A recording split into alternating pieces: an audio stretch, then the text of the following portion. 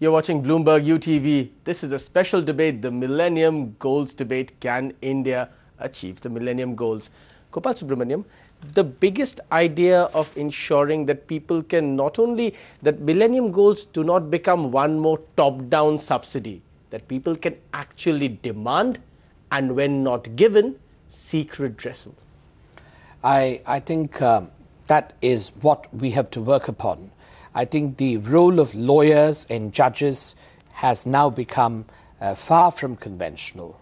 I think the role of lawyers and judges, as I see today, if they have to have continued relevance for social causes and social growth, is that they have to now arouse, shall we say, the consciousness of rights. They have to arouse the consciousness of obligations in the administration and in government, and they have to interface, and by that interface give a chance, shall we say, to the lawyers who are practicing law in the most far-flung and remote areas to be able to make this happen. Now, unless a lawyer decides today that he is going to make some sort of a concrete step, he is no longer concerned with simply an internal dispute between two people. But apart from that being his bread and butter, he has a larger role to play in terms of sensitization of consciousness to rights, particularly primary health care rights, freedom from abuse rights, protection of children, seeing that education is available to children and that there is accountability of the machinery, the governmental apparatus. The lawyer has a great role to play. And I think this is a very dynamic moment, as I see, in the legal profession. The lawyers and the judges will virtually now have to go out of the normal ivory tower existence. Gurcharan Das, an epochal moment, as Gopal Subramaniam says, in the justice profession.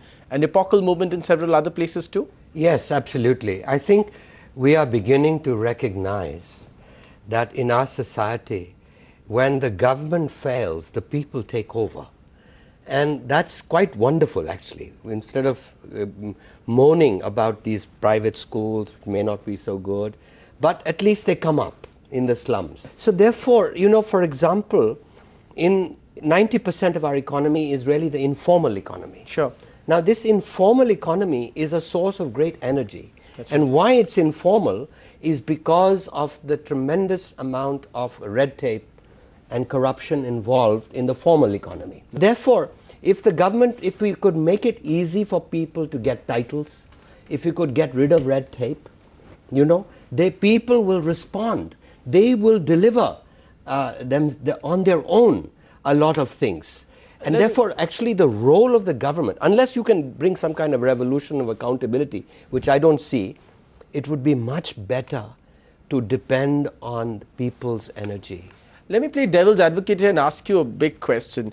Some people believe that the extreme example of people pushing for the governance is what we are seeing in 1/3 of the country, where the government actually has virtually no control. The extreme form of people taking over is the Naxal movement. Is that a real threat in developing countries, especially India? If I can comment on that one, I think, there's no question that this country, there's a fundamental issue. Is it governable? Just in terms of the size, the scale, there's not many places in the world where you have this level of diversity, just in terms of the castes, the religions and everything else, the languages, 1,600 languages. It's kind of mind-blowing. There's no question about it.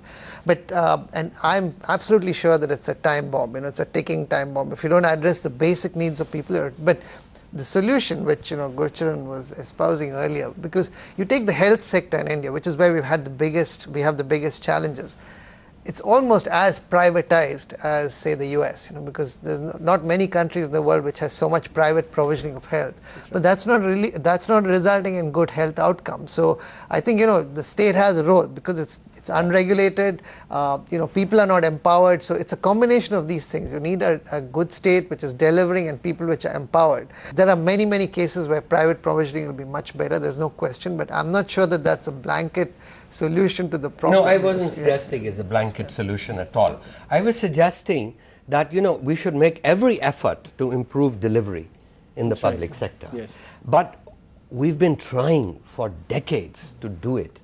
So at least in the meantime, begin to recognize that the government's role is actually outcomes. That's right. The government role is governance. It doesn't have to produce every hospital. It doesn't have to produce every doctor. It doesn't have to produce every school. I'm making the kind of the reverse argument that, for example, if we had to send our kids, if all the elite in India had to send their kids to government schools and government hospitals, do you think the status of these hospitals would be so bad? It's because we have a completely separate process. None of our kids, even those who keep saying there should be more investment in public health and public education, we send our kids to private schools because nobody trusts the system. But if we had to actually send our kids there, things would be very different. It's like, maternal mortality. We always say. Fascinating. Yes, please. Add a footnote. I think the issues which I think prevent, shall we say, goals being achieved have to be also dealt with frontally. Now, we talk about corruption, we talk about lack of transparency, we talk about non-available delivery mechanisms.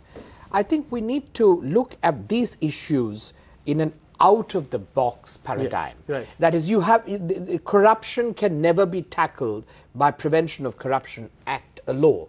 I'm afraid that law is simply meaningless when we have to deal with corruption. I think it's far more important that we analyze the psychology of corruption. Why is it that this comes about? Right. Is it really a necessity? Is it as a result of distortion of human values? Or is it a lack of connectedness to society? Do people even know that when they decide to be corrupt, what is the kind of social repercussion or damage which they're inflicting?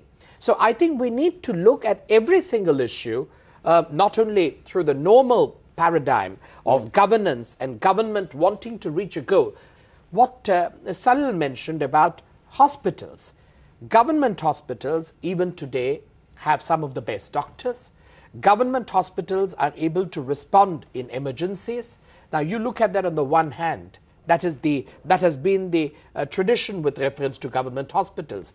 But today you have mushrooming medical colleges. I don't know whether these medical colleges are going to produce the greatest of doctors. Absolutely. You have any number of dental colleges, and I find it even more amusing to see that people want to establish more dental colleges than medical colleges. But how are we going to deal with all this? Okay. So this is an interconnected problem. My only plea is that you have to be prepared today as government to look at unorthodoxy as a way of solution. Okay, out-of-the-box solutions. Fascinating note. Have to take a break here. When we return, out-of-the-box solutions emerging of an economic crisis. How can the developing world, how can India really maintain and attain the Millennium Development Goals? Out-of-the-box solutions, what are they? Back in just a bit.